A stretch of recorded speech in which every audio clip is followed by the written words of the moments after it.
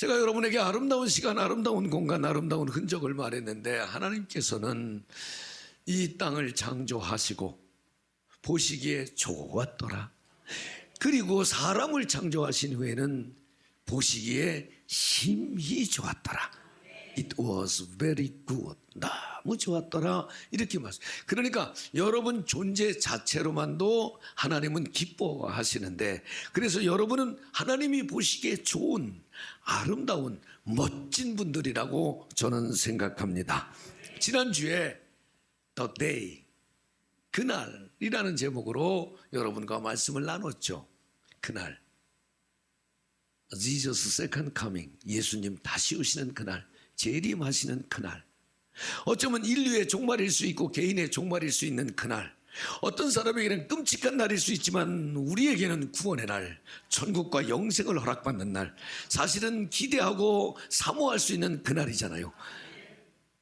오늘부터 교회는 여기 대강절이라고 썼는데 우리 감리교회는 올해부터는 대강절이라는 말을 쓰지 않고 대림절, 대강절, 대림절 이런 여러 가지 말로, 영어로는 어드벤트라고 그랬는데 그거를 이제 번역을 이렇게 저렇게 했었는데 대림절이라고 쓰기로 했어요.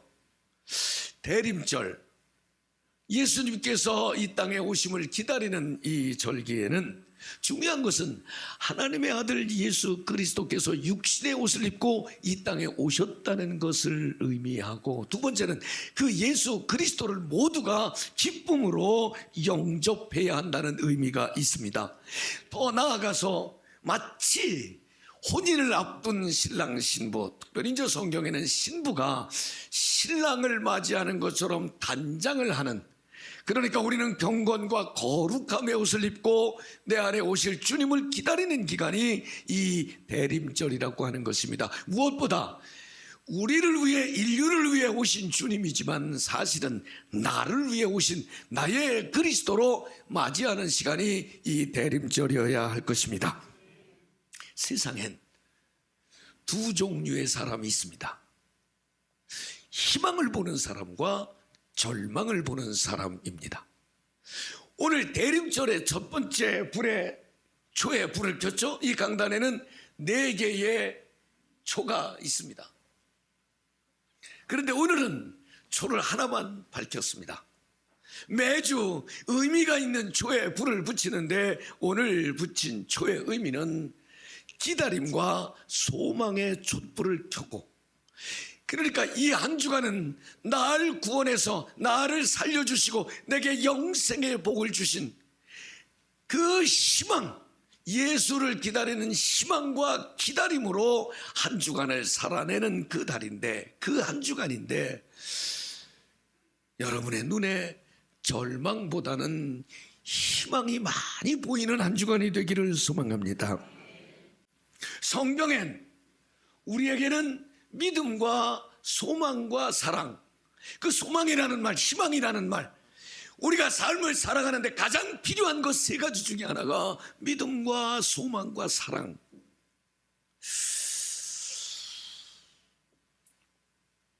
여러분, 인도의 성자 간디는 이런 말을 했습니다. 희망이 없는 사람은 죽은 사람이다. 여러분, 제가 여러분에게 아주 자주 했던 메시지 혹시 기억하는 게 있나요? 미래가 있는 사람은, 내일이 있는 사람은 오늘을 사는 능력이 있습니다. 힘들고 어려워도 희망 있는 사람은 포기하거나 주저앉지 않고 도전하는 힘이 있다고 하는 것입니다. 그런 말을 합니다. 아인슈타인의 천재성, 그 천재적인 능력이 어디서 나오냐면 사람과 사물을 관찰하는 긍정적인 안목, 긍정적인 태도에서 천재성이 나온다고 얘기를 하고 있습니다. 오늘 저는 꿈을 현실로 만든 사람, 희망을 만들어가고 희망을 그저 꿈꾸기만 하는 게 아니라 현실화하는 삶을 사는데 가능할까?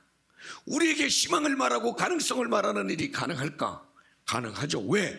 우리는 하나님의 형상을 따라 창조된 사람들인데 하나님의 형상은 다 외우셨죠. 없는 것을 있게 하고 안 되는 것을 되게 하시는 하나님의 능력을 여러분에게, 저에게 덧입혀 주셨음을 저는 믿습니다.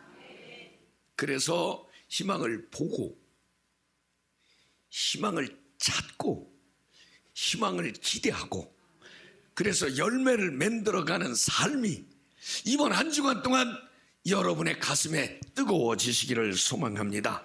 성경에 희망을 보거나 희망을 찾으며 희망을 기대하며 살아간 사람들, 홍수로 인류가 멸망할 때 하나님의 구원을 보았던 노아, 하나님의 말씀을 따라가면 번영과 축복이 있음을 믿고 움직였던 아브라함, 땅을 파기만 하면 물이 솟을 것이라고 믿고 팠던 이삭, 자신의 약점과 한계를 뛰어넘어 하나님의 손대시면 신비와 기적이 있음을 믿고 살았던 야곱, 젖과 꿀이 흐르는 가나안의 꿈을 꾸었던 모세, 그 하나님의 약속이 실천되는 것을 실제로 땅을 나누면서 겪었던 여호수아, 언제나 문제가 생기면 앞장섰던 갈렙, 헤브론 산지라도 나는 정복할 수 있습니다. 모두가 피하는 어려운 일이었지만 I can do, 나는 할 수 있습니다.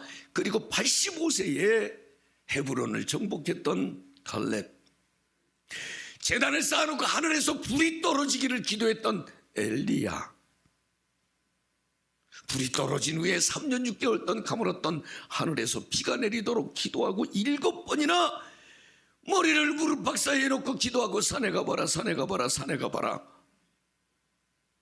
여러분, 이들 모두는 하나님의 약속, 하나님의 말씀, 그것을 현실화되는 희망으로 삼고 도전했던 사람들입니다.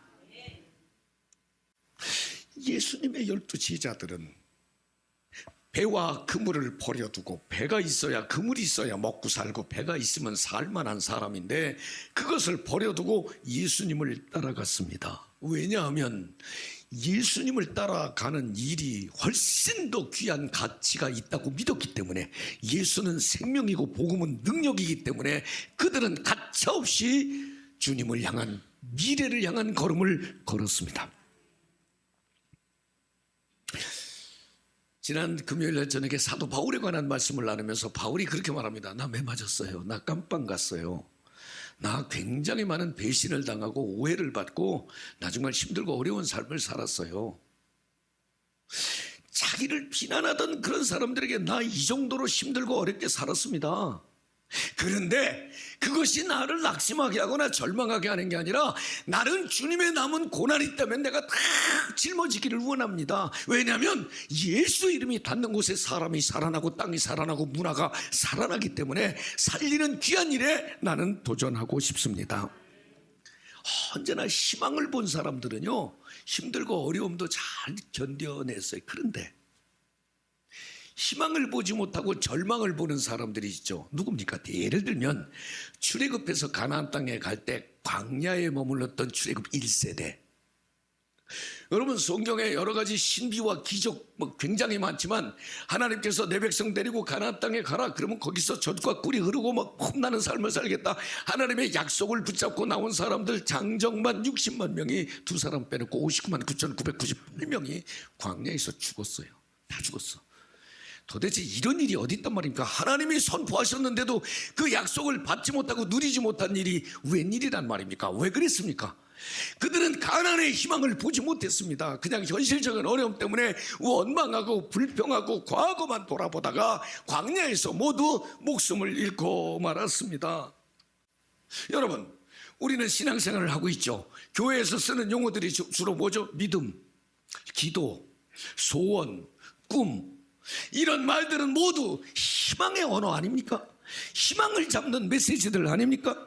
저는 그래서 꿈을 현실로 만드는 사람들, 희망을 잡고 희망을 현실화하는 사람들, 그 사람들에게는 어떤 결심, 어떤 에너지가 필요하단 말입니까? 희망이 있는 사람은 새로운 일, 새로운 세계, 새로운 목표, 새로운 꿈에 언제든지 도전할 수 있다고 저는 믿습니다. 여러분, 노아 배를 봤습니까? 배를 만들어 봤습니까? 기술이 있습니까? 재료가 있습니까? 그런데 하나님께서 배를 만들라고 그러니까, 그거 만들면 산다고 그러니까 배를 만들기 시작했습니다. 아브라함은 어디로 갈지 모르는데 거기 가면 산다고 그러니까 갈 바를 알지 못하고 하나님께서 말씀하시는 곳으로 그냥 떠났다고 그랬습니다. 이삭은 사람들이 우물을 막으면 내 거라고 좀 주장해 볼 법도 한데 주장하지 않고 또 옮겨서 팝니다. 파기만 하면 물이 나오기 시작했습니다. 야곱은 아니 짐승들 먹일 때, 물 먹일 때, 교배시킬 때 나뭇가지 꺾어놓고 그것을 보라고 그랬습니다. 얼마나 무모합니까? 여호수아는 제가 가나안을 나눈 사람이라고 그랬습니다만은 전쟁을 치를 때에 태양을 멈추게 해달라고 태양아 멈춰라. 말이 됩니까? 얼마나 이게 황당한 얘기입니까? 무슨 수로 이 태양을 멈추는 능력이 있단 말입니까? 말이 안 되는 얘기입니다. 갈멜산에다가 재물을 쌓아놓고 하나님 불이 떨어져 이 재물이 무슨 소리입니까? 태워야지. 자기가 가서 석유를 뿌리고 불을 붙여야지. 무슨 소리를 하고 있습니까? 사실은 상식적이지 않습니다. 그런데 이 무모한 도전들이 다 현실이 된 것은 우리는 성경을 통해서 읽고 있지 않습니까? 그 도전에 하나님의 뜻이 배어나면, 하나님의 손이 임재하면, 하나님께서 원하시는 선하고 의로운 일이면 저는 신비도 있고 기적도 있다고 믿습니다.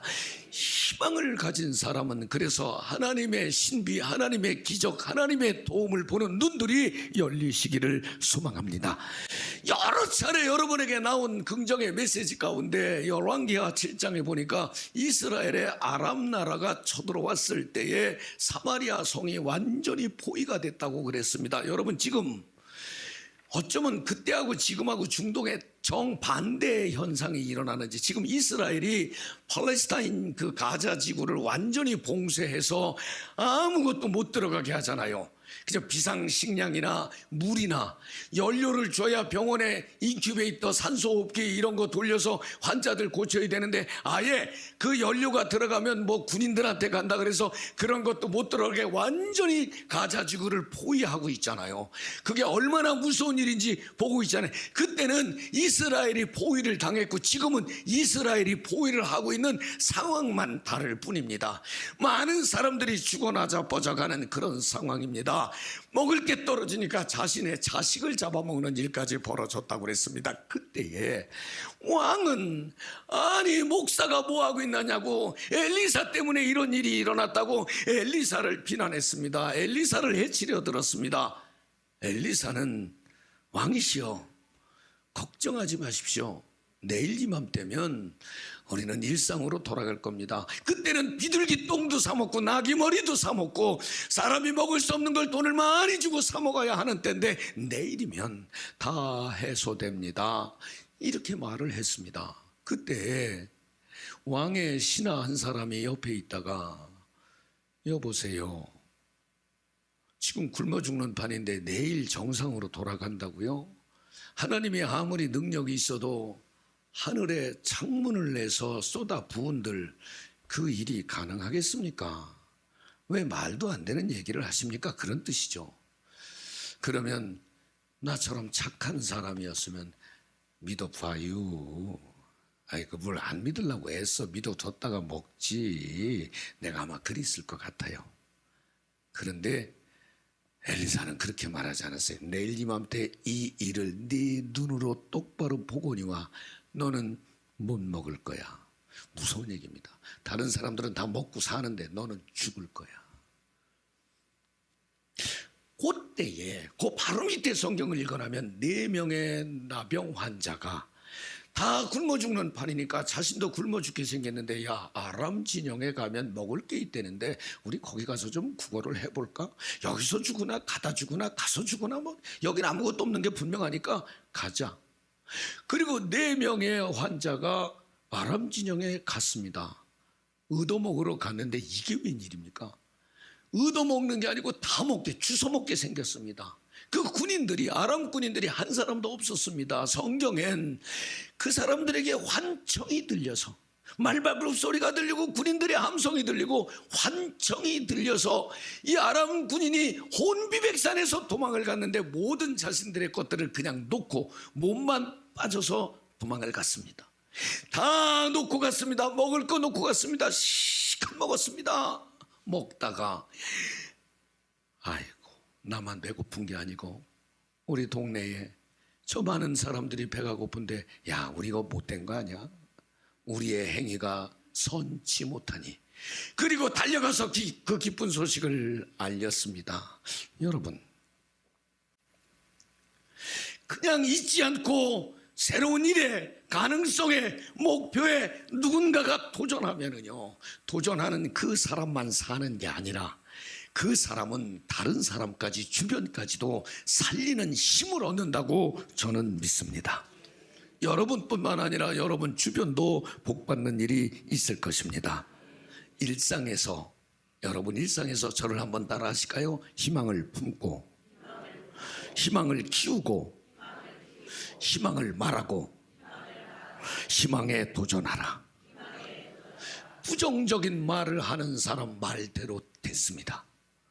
긍정적인 말을 하는 사람 그대로 됐습니다. 여러분, 부정적인 생각과 싸우시기를 바랍니다. 부정적인 말을 단호히 거부하시기를 바랍니다. 이보다 더 심각한 예화를 든다면 에레미야 32장에 에레미야 선지자를 통해서 나라가 망하게 될 거라고 너희들 정신 차리라고 막 선언하는데, 하나님께서는 에레미야에게 사촌 동생 하나멜의 땅을 사라. 나라가 망하는데, 식민 통치를 받을 텐데 땅을 사라고요? 말이 안 되잖아요. 그러나 하나님의 회복하심을 믿으면 땅을 사라. 믿으면 살아내는 거예요. 저는 이렇게 희망을 품고 하나님께서는 함께 하시기를 약속하신 그 말씀을 믿는 믿음이 저에게도 여러분에게도 있기를 소망합니다. 절망을 희망으로 바꾸는 5가지 비결, 이런 글이 있습니다. 첫째, 하나님과의 관계를 새롭게 하라. 둘째, 하나님의 말씀으로 자신의 영성을 회복하라. 셋째, 부정적인 의식을 제거하라. 넷째, 꿈을 찾아 키우라. 다섯째, 결실의 딸을 기다리는 인내를 기르라.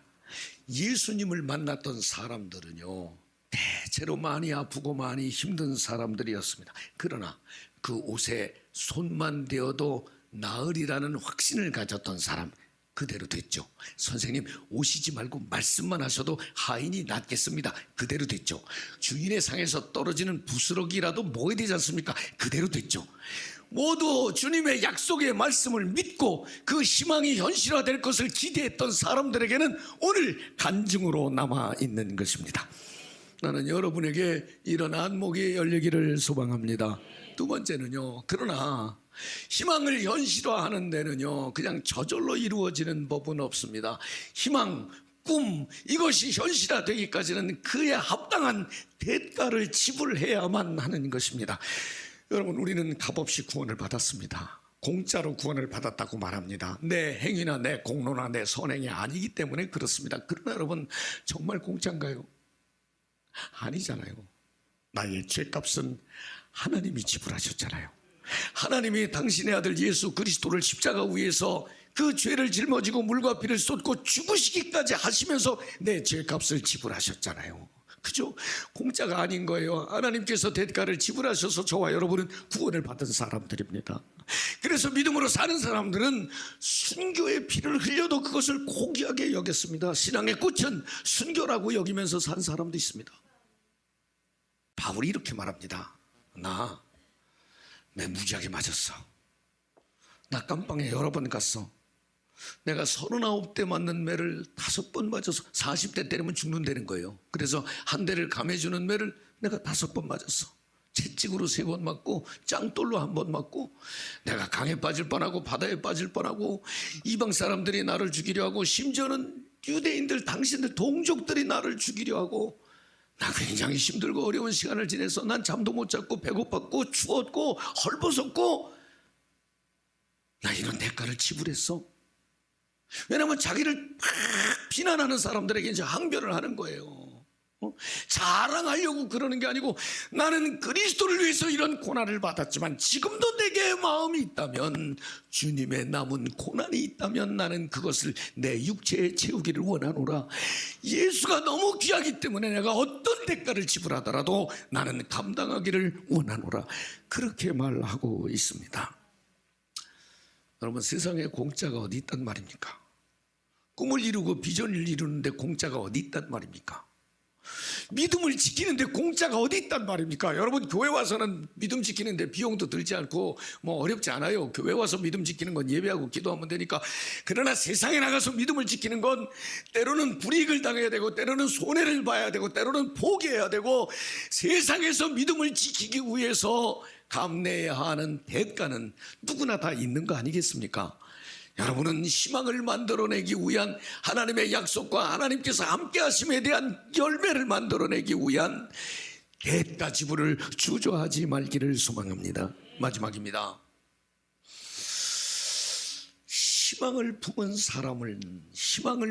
사람은 또 다른 희망을 보는 눈, 계속돼서 희망과 가능성을 보는 눈이 열려야 할 것입니다. 이 말은 성도라면 같은 조건에서 다른 것을 볼 수 있어야 합니다. 성경엔 광야에서 물을 볼 수 있어야 하고 사막에서 강을 볼 수 있어야 한다고 그랬습니다. 내 능력이라고 하는 거, 내 주변이라고 하는 거, 여러분 이스라엘이 출애굽할 때 준비하면 잘했겠습니까? 이삿짐 센터에 가서 연락 오면 포장이사 했겠습니까? 냉장고를 들고 왔습니까? 아니면 메추라기 양식을 해서 날마다 먹을 수 있었단 말입니까? 그들이 준비한 건 별거 아니었습니다. 하나님께서 하실 일을 기대하는 믿음으로 걸으면 하나님은 여전히 아침이 되면 메추라기를 주셨고 만나를 주셨고, 바다를 만나면 넘게 하셨고, 성을 만나면 정복하게 하는 능력을 하나님이 공급해 주셨던 것입니다. 안 된다? 못한다? 없다? 불가능하다? 아닙니다. 여러분, 이스라엘과, 제가 지금 이스라엘하고 아람 나라와의 전쟁을 얘기했잖아요. 이스라엘과 블레셋하고 전쟁을 할 때, 그러니까 지금 이스라엘 주변에 지금은 하마스하고 했다가 지금은 또 누굽니까? 이라크 쪽에 있는 사람들하고 또 전쟁을 하고 여기저기 막 전쟁을 하지 않습니까? 부족 간의 전쟁이니까. 그 전쟁 날 때 블레셋과 이스라엘하고 전쟁을 할 때 사울이 왕이 전쟁하러 나갔습니다. 그런데 전쟁은 못하고 대치하고 있습니다. 블레셋의 골리앗이라고 하는 큰 장수가 조롱을 합니다. 하나님도 조롱하고 니들이 무슨 뭐 선민이라고 까부네 웃기네 막 그러고 있습니다. 그때 다윗이 자기가 전쟁에 나간다고 그러니까 다윗의 큰 형 엘리압이, 야 여기가 놀이터인 줄 아냐?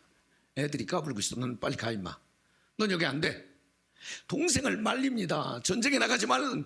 그럴 수 있죠. 동생을 아끼니까 사랑하니까 혹시 큰일 날 수도 있으니까 그럴 수도 있죠. 그러면 그 형은 뭐 했습니까? 그 장형 엘리압은 뭐 했고 사울 왕은 뭐 했습니까? 성경엔 무서워 떨고 있었다. 아무것도 안 하고 그냥 떨고 있었습니다. 아무것도 안 하고 떨고 있으면 전쟁에 이길 수 있단 말입니까? 그건 불가능합니다. 내가 만군의 여호와의 이름으로 나가노라. 여호와의 이름으로 짱돌 들고 나가서 골리앗을 물리치고 한 방에 정수리에 맞아 죽을 줄 누가 한단 말입니까? 여러분, 희망을 보고 도전하는 사람의 그 길에는, 그 걸음에는 하나님의 도우심이 있다고 나는 믿습니다. 여러분에게도 희망 위에 또 다른 희망을 보는 눈이 열리기를 소망합니다. 제가 시 하나만 읽어드리고 설교를 마치겠습니다. 참 읽어도 참 좋은 글인 것 같아요.